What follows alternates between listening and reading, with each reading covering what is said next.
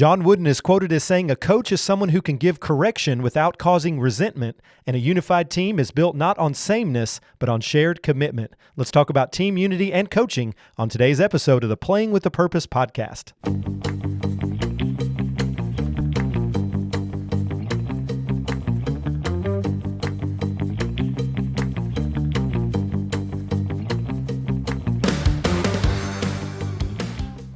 All right, welcome to the Playing with a Purpose podcast, where we explore topics related to the moral development of collegiate athletes and young people as it relates to character, responsibility, and purpose. I'm your host, Matt Barker, and today I'm excited to have host of the Beyond Coaching podcast, and I'll make sure I get his title right here, Vice President of Athletics and Strategic Expansion at Friends University, among a lot of other things that he does, Dr. Rob Ramseyer, with me on today's episode. Rob, welcome to the program. Thanks, Matt. I appreciate you reaching out. Doing a little bit of research on you, and there's a lot of things that I didn't even know until I kind of got into it. Your dissertation topic, very interesting to me, kind of similar to a little bit of what I talked about in my dissertation as well. Those of the listeners that maybe aren't familiar with Rob's work, the Peculiar Institution, multi-site case study of athletic department cultures at small Christian institutions. And school I'm at is Freed-Hardeman. I would consider that a small Christian institution. So that's something that's definitely, something that I would be interested in reading a little bit.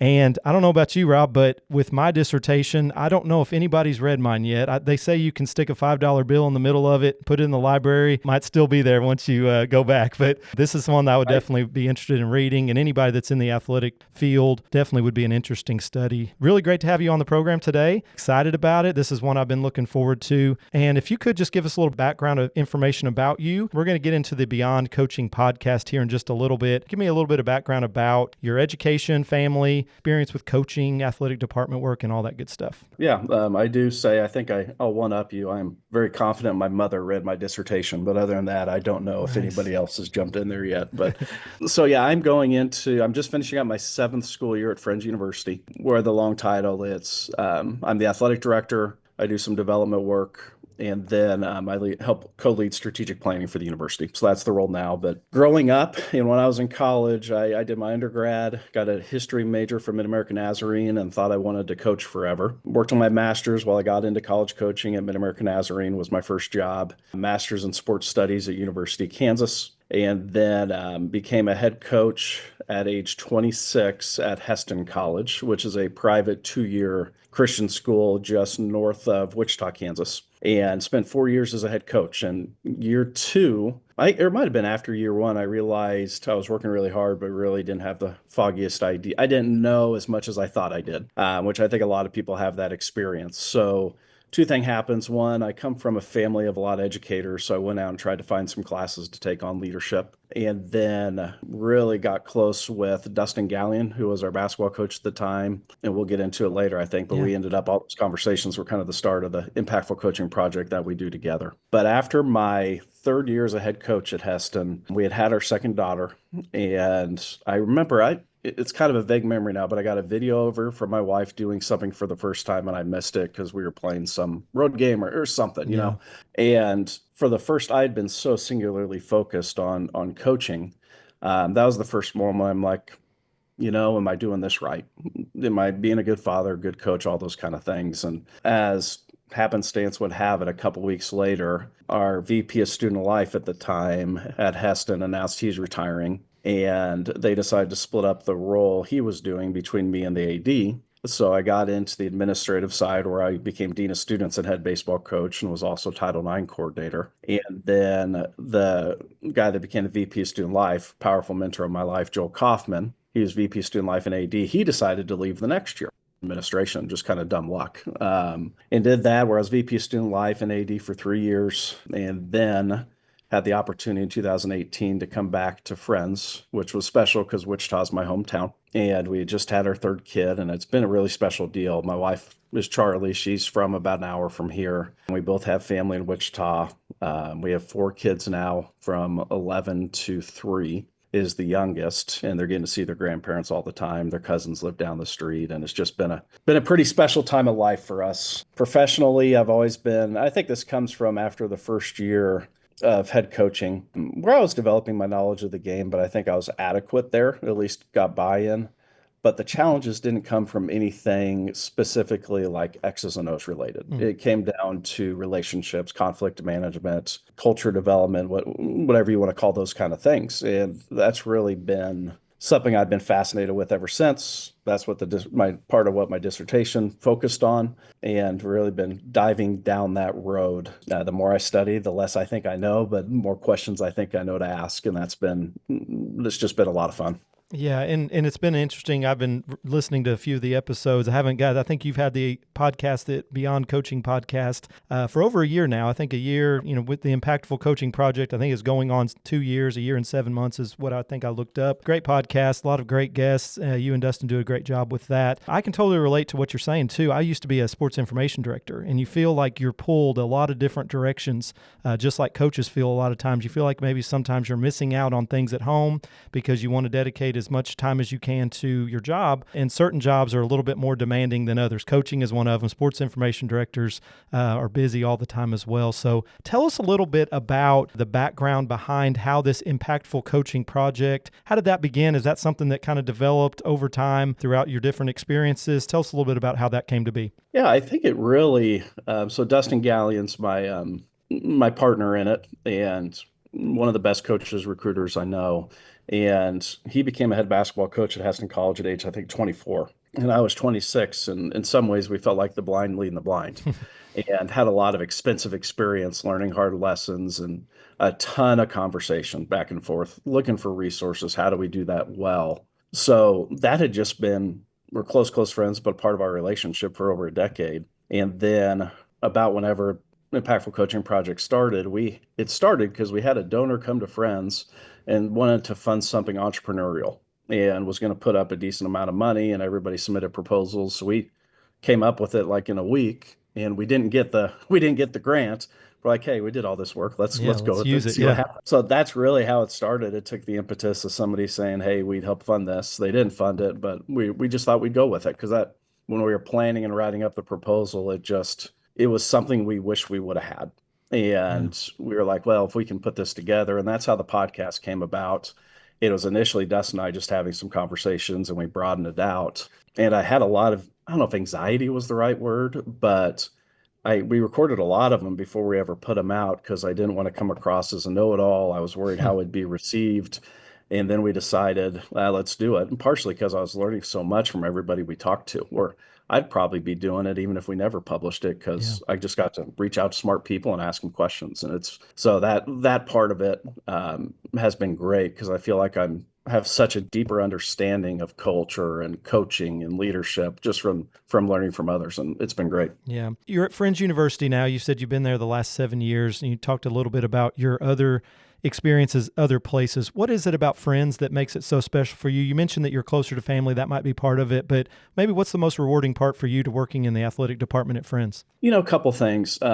Friends specifically, I believe deeply in our mission and how we do it. It's a unique place.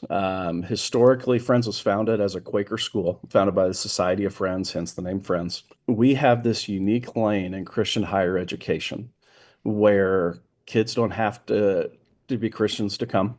And we're trying to meet people where they're at and walk with them, provide a great education. And somewhere in there, we hope they at least consider who Jesus is and what that can mean for their lives. So like one of our big evaluative questions for athletic programs, and we ask our students this every year, has the coach cultivated an environment where you can explore or grow in your faith? And I think that captures our lane really well. So that piece really attracted me. And from there, a chance to come home was great. I knew different people from Friends just through the years where I grew up here. And then the chair of the board at the time was a member of our church. I knew his family, and there were just a lot of neat connections where I was like, this could really be a good fit. And it has been. It's been a fun ride. Yeah. So let's get into the topic today. Kind of what I want to touch on a little bit today is team unity. And you have a little bit of experience, Mid-American Nazarene. You were a coach there, a baseball coach, and you've worked with a lot of different coaches throughout your time in the athletic administration part of your job. So I really thought you'd be a good person to speak on this because you have a lot of experience working with a lot of different people and seeing the strategies that they use. And there's actually I really enjoy these short podcasts. I think they're 6 minutes. And one of the ones that I came across that was very interesting was sticky program culture. This is one that I'm not sure who came up with this topic, but it really talking about the transfer portal and how you kind of have this sticky program culture where people want to come. You also kind of have to look at sometimes, why are they in the transfer portal? Do we want, we need to make sure they're a good fit for us as well. But a lot of this goes back to building this unity with people that might not, automatically go together. You have to kind of see what fits, buy into this team culture to get that unity. So what does team unity mean to you? I think the term, so we're big believers in 3D Institute and the work they do, and their term for it's team cohesion, which is the same thing I think we're getting at here. And really, when we talk about sticky, it was a word Dustin and I started using. We have a unbelievable football coach here. Retention's been strong. They have that great team cohesion. And our coach said something to me the first year he was here, where when kids are thinking about transferring and all that kind of stuff, I think coaches go down a rabbit hole where they talk kids into staying, and that just doesn't work. Right. And his response was, "This place is awesome. Why would you leave?" And that was his token response. They don't ask you for staying. It's why would you even ever think about leaving? Yeah. And I think that tone really gets you thinking unity, where how great is this place and how do we do it? But when you break it down, a coach is a community builder. We're building communities of teams. Athletic directors are building communities of coaches and athletic departments. And I think you start on a foundation of behavior that's allowed or not allowed. And a mentor of mine once said, all communities are exclusive, which that raises eyebrows from people when you say it, because we want to be welcoming, absolutely. But there's certain rules you have to follow, certain behaviors you have to stay in any community. I don't care if it's a family, it's a team, it's a job, whatever it may be. And making sure those expectations are in place of how we treat each other and how we act together, I think is the foundation of team unity, because we have a shared understanding of how we're going to operate. And I think a lot of coaches get themselves in trouble where they make a lot of assumptions on what those behaviors are and that people understand them. So I think that's one piece. And then I think it's the other piece. We talk about this where we talk about 3 C's of coaching. I'm not really a tagline guy, but Dustin talked me into it. But of the 3 C's for impactful coaching, we say you have to be competent, know what you're talking about. You have to be caring. And then you have to be constant, meaning constant character or constant presence. And the caring piece is what I find is the other piece of team cohesion. And what that means is you have an environment where kids feel cared for, and not in a soft way. Let's pat everybody on the back, which I'm a believer in patting on the back, but it's more you have systems in place where kids feel seen, known, and recognized. So on a smaller roster, one thing I believe in is have each kid share their story to the team. Who are you? Take 3 minutes, and share who you are. It's hard to dislike somebody once you know their story more, In a larger teams, that can be a challenge, but one thing, it's a 3D coaching thing. It's not original to ICP or friends, but we're big believers in doing the concept called put-ups, where after every weight session in the weight room, our strength coach does put-ups or gratitudes. And a put-up is you say somebody's name and you affirm something they did that's beyond the skill of the sport. Not just, hey, man, you scored 21 the other night. Great job. It's, hey, I saw your preparation, or I saw how you're a great teammate. Yeah. And then other people jump in and say a few things. And you want to talk about, we actually do it at athletic department meetings too. And all these coaches roll their eyes until they're the one that gets to put up and then they cry. Yeah. So I think that's probably my initial response to your question. I don't think there's this is how you do it. I think unity or even consistency in mission doesn't equal sameness. It's being yourself within a structure and going from there. Yeah, and it kind of leads me into the next question too, because a lot of what you think about this is especially true with the transfer portal. You have a lot of different backgrounds, and you might have a mission at your school, but you have a lot of different cultural things going on, people that are coming into your program. You obviously want to make sure that's the right fit for both parties, but sometimes you do have individuals that might not be as familiar with your culture at your particular institution or your particular team. So you do have a lot of these different backgrounds. One of the words that Rob Miller, and I think you've talked with him, as well as Bruce Brown, uses a lot is the word trust. You have to trust the individuals, whether that's a coach or your boss or whatever it is, you have to trust that they have your best interest in mind. I think that goes back to a little bit of the unity aspect that you were mentioning, but how do you, maybe from your experience, how do you build that trust among team members, especially if you're in an environment where you have a lot of different backgrounds coming together as one? How do you kind of build that cohesion, that trust, where it might not initially be there, but how maybe do you work towards that? I'd answer that 2 ways. One, I think coaches get themselves in trouble sometimes because they talk too much and say things they don't mean. Mm, So I think coaches need to mean what they say.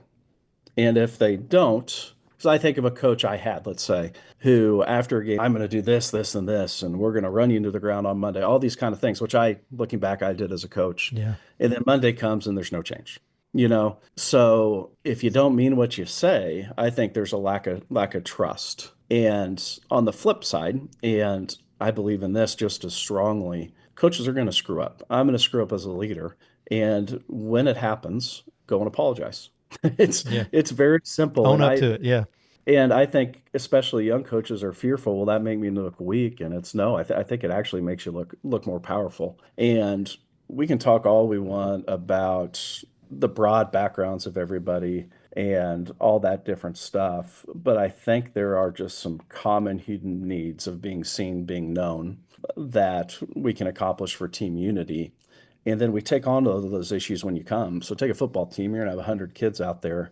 There is going to be conflict. That's just part of the deal. And a willingness to take on those conversations, not ignore them, build understanding, build trust goes such a far long ways. Because I think kids often are used to coaches that may say a lot but not mean it, Mm. and then have a lot of authority figures in their life that may run from the conflict and the conversation instead of staying down and say, let's take care of this. Yeah, I had a conversation with our head men's basketball coach, Drew Stutz, and he's had a lot of success the past couple years.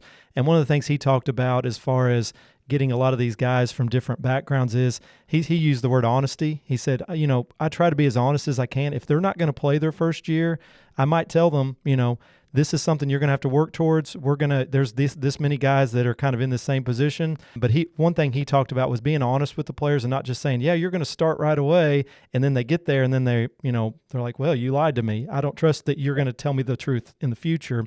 So it kind of goes back to that honesty factor too. They have to be able to trust you as a coach and what you're telling them is true. You alluded to this earlier when you were talking about whether this is in an athletic department or teams, these put up things that you do where you encourage people. And a lot of that involves communication, like vocally expressing that, right? Sometimes you can think things about people, but if you don't tell them, they're never going to know how you feel about them. So I think communication is an important part of that as well. I'm a communication professor. I talk a lot about this every day, so I obviously think it's important. Hopefully coaches do as well. But what role do you think communication plays in creating this team unity? Go back to some of the stuff you've already talked about, but I think you're right on. And well, your background's a good example, quite frankly, of now I don't have a teaching background, but we have such a gap in the college coaching world where you play the sport, you can jump in, and if you can recruit, you'll probably run through the ranks a little bit.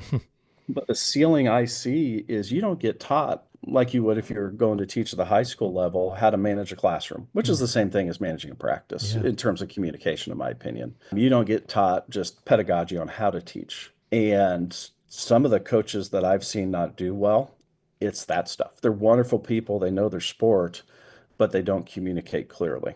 And I think it's a backbone of all. Then I'm going to go on a rabbit trail a little bit because when you're talking honesty, and I agree with what your coach said there. And I think when we kind of look at some of the leadership theory below all this stuff, I've been attracted. It was actually the first paper I wrote in a doctorate class. I found this research that talked about comparing transactional leadership with transformational leadership. Mm-hmm.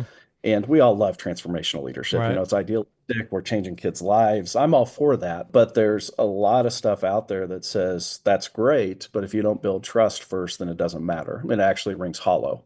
And how do you build trust? It's actually through the transactional side, which oversimplified is as a leader, as a coach, I say I'm going to do this, I do it. You say you're going to do that, you do it. So I say practice at this time, you continually show up at the right time with a good attitude. Yeah. That builds trust and allows us to build into each other's lives and build that powerful relationship that I think so many people want out of sport, and why a lot of coaches go into it is because a coach had such a great impact on their lives. But it's a process to almost earn the right to be heard, to steal a young lifeline. But yeah. This other thing I thought about with any team setting, any work environment that you're in, there's going to be conflict in every situation at some point. When you're winning, maybe you don't see it as often. When you lose, you see conflict a lot more as far as maybe disunity within a team. I have two teenage kids. I see this every day. It's, with them at school. They have, maybe different cliques at school. And I think the same thing can happen with teams if we're not careful as well. We can have different groups within a team setting where they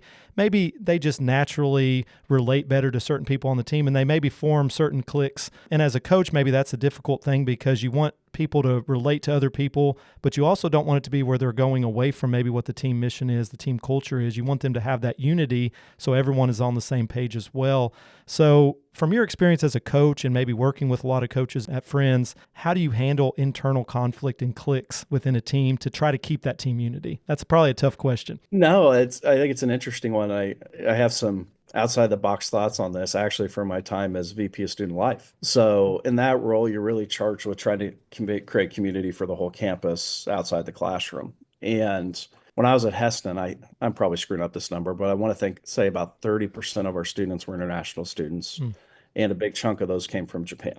Okay. And people would get really critical, not of the Japanese students, the other students, because the Japanese students would sit together at lunch. And they're like, how do we fix that? And my initial response is, I don't think that needs to be fixed. If I came to a foreign country, I would love eating lunch with somebody that spoke my language. Right. So I tell that story to, in any group, there is going to be cliques. It's how do we build understanding between them, build relationships between them so it doesn't become toxic. And naturally, when people are spending time apart, I think and especially in a group of competitive people, I think that could be a challenge. So the things I see that have worked is, number one, you name it. And I think you can start that from the outset. And especially when you see those things developing, and it's especially in a negative way, I think you have the conversation. I see it no differently than when we get complaints in athletic director chairs about coaches. I don't know how many complaints I've gotten where coach was screaming at this kid and not actually true. There's always some middle ground. Yeah. And my approach with coaches is, hey, I'm not saying this is even right, but here's what was brought to me. What do you think? And I think it's the same approach. And I don't even bring every complaint to coaches. There's some feel there, but I think same thing with the clicks piece is talking to a few kids from them, just saying, hey guys, here's what I see. I'm not telling you not to hang out with who you like, but this is going to impact our performance because of what's going on. How do we work together on it? Yeah. And the more it's we together, all those kind of things, I think it matters. And I think the other easy part is you're in control of who goes where in practice or at dinner or in the buses and all those kind of things. And the more you mix them up and the more kids can share their story with one another and get to know each other, the harder it is to dislike somebody else. Absolutely. And this question might go back to some of the experiences you've had with your podcast, talking to a lot of different coaches on the way they maybe have handled some of these situations. But how can they tailor their coaching style to fit different individuals on the team? We talked about how every team's going to have people from different backgrounds, cultural things going on as well, that makes them unique in their own way, but it also makes it sometimes a challenge to reach every student athlete in the same way. So maybe the next couple questions might kind of go together here, but how do you tailor a coaching style to fit different individuals? And maybe that involves a little bit sometimes difficult personalities, because with this differences in who people are, there's going to come different personalities as well, different ways that they express themselves that might not be in line with how the cultural values of that team. And how do you kind of manage that as far as letting them be their own individual, but also having that team unity in the same process? Yeah, great question. I think that's a hard one. I think at the college level, it's a little more clear to me because you do the recruiting of your team. You will always have difficult people, but you can create clarity of expectation on the front end of this is who we are. And I think that does help self-select out some people if you do it well. But I think a mistake college coaches make is when they have a tough, difficult year, either on the court or just team culture-wise, they think they can fix it by recruiting. And they can't. There's always going to be difficult people. So I think when you work with them, I think it comes back to, I don't want to sound repetitive, but creating clarity of expectation and having the conversation when you see it. And I actually wrote about this in a recent Substack article of ours. I'll share the story real quick. I was coaching in the Alaska Summer College Baseball League, and I think it was 2009 maybe. And I was 24, 25 years old, coaching a lot of big time guys and didn't handle it real well. And was probably doing some overcoaching. And our GM at the time came up to me, told me a story. There's some guy he'd coached with in the past, where big time summer league, and this hitting coach would always walk up to the most kind of the kid coming in with the best reputation of being a stud and all American, that kind of guy. He'd walk up, kid would be taking batting practice the first day, and he'd go, this is our All American. And they go, huh, that's weird, and walk off. Yeah. And yeah, I'm sure he was trying to be a little bit of a jerk, but he was also trying to create an environment where kids wanted to be coached. Yeah. Because you can't coach a kid, you can't make them change if they're not willing to. So it goes back to this book I'm reading right now called the Let Them Theory, which essentially it's you can't talk people into heart change. So you need to let them make their mistakes and be there for them. And I think that's the balance in this conversation. But how do you cultivate an environment where it's clarity of expectation and space without hurting the team where kids can buy in? And eventually, the kids that don't are isolated on a really on an island on their own in an ideal world to where they either adapt or they get out. But eventually, and I wasn't good on this early in my career, but I think I'm getting better. There's going to be a time where you have to make a hard decision, even if you love kids, want to impact every one of them, where you have to cut a kid loose for the good of the team. Right. But hopefully that doesn't come until you've had those hard conflict conversations. You've been really clear on expectations and that student still hasn't adapted. And then you're to a point where you say, I gotta let loose one to really impact the other 29 or however many are on the team. Yeah. And it's like you said, a lot of this goes back to leadership as well. Clarity of expectations, that's the number one priority probably in recruiting. This is something that the coaches are having to tell the recruits early on in the process. This is what we expect from you. These are some things that we need you to do when you get here. This is something that's expected from you at our school, right? These are things you cannot do if you want to be a part of this program.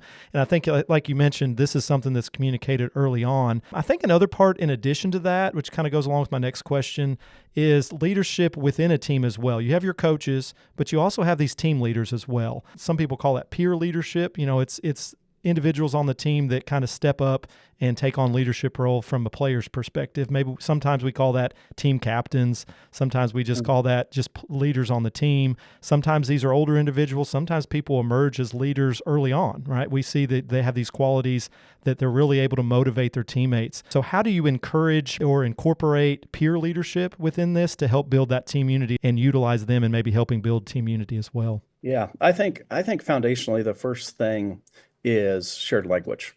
If you can, especially your upperclassmen are talking like you in terms of terminology, and even like however you define unity, team cohesion, team unity, whatever it may be, that common language allows for coaches to work through kids. The other thing I've seen, I think coaches put too much pressure on college kids to do this. And it's coming from a good place, but it almost absolves them from leadership. And they all go back to I think it's the Bill Belichick quote of a team-led team's the best, whatever, the best option.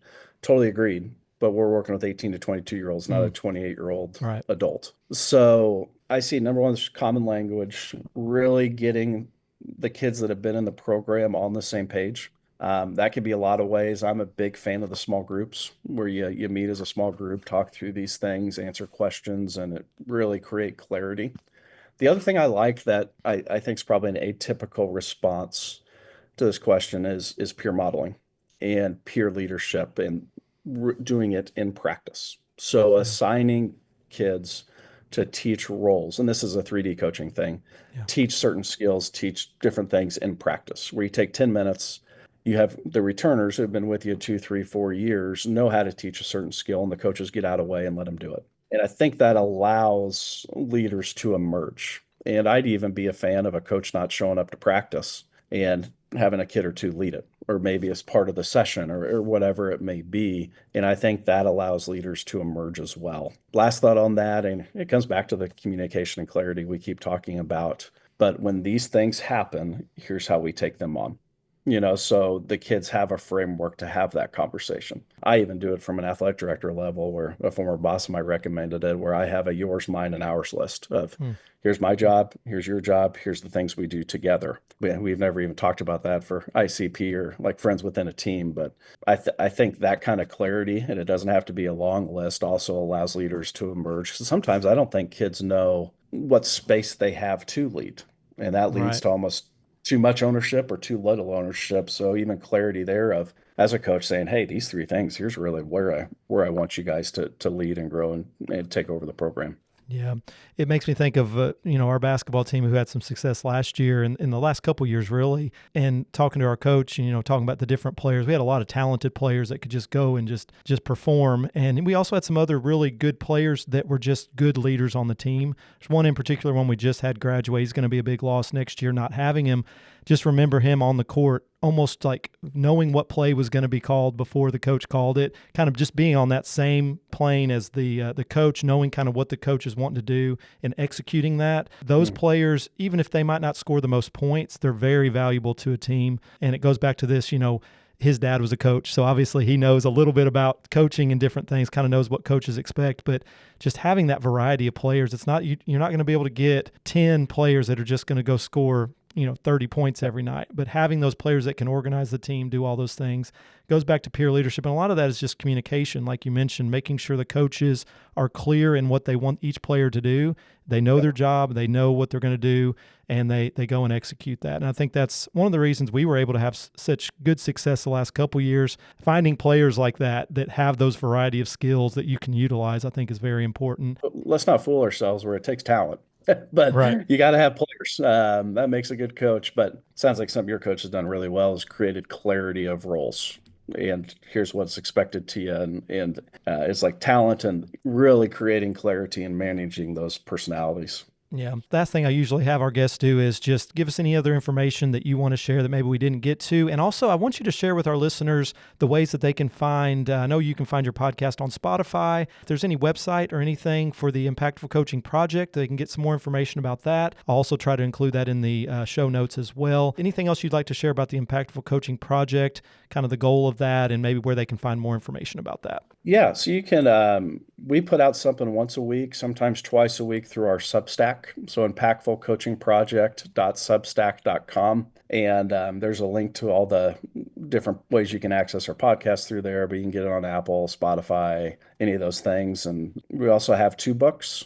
Right now, one is Leading and Coaching the 21st Century Athlete. We really enjoy the Gen Z kid. So talking about how to work with that kid. We spend a lot of time, and then we provide a lot of structure, a lot of stuff we talked about today, just a book we would have wanted to read when we got into coaching. Then we have a second one called Athletic Department Leadership, where we're in developing coaches, where we talk about how to put this in play at the athletic director level and create systems to create a holistic environment where kids are growing in every area. And that's, if I was to create a parting kind of comments, it would be all this stuff we talk about from a holistic perspective and this communication, everything we've talked about today. Not only is it the right way to treat people, in my opinion, with this generation of kid, I think it's also how you win. And even if you hate kids, and I hope you get out of coaching if that's the case, but even if you do, putting this stuff in play will give you more of a competitive advantage long term. You may be able to get a short term 1-year type thing, but when you look over the 5 or 10 year, I just am so convicted that this is not only the right way to treat people, but also how you win at a high level. Yeah. Well, I'd encourage all our listeners to check out those resources. I really enjoy the podcast. I like that it's practical. It's not just some philosophical things. There's a lot of different things you talk about that are very practical for coaches, as well as anyone that works in athletic departments and really any organization. A lot of these same skills and things that are discussed can really apply there. And Rob, you forgot to mention the other resource, your dissertation. People can find that online, I'm sure, somewhere.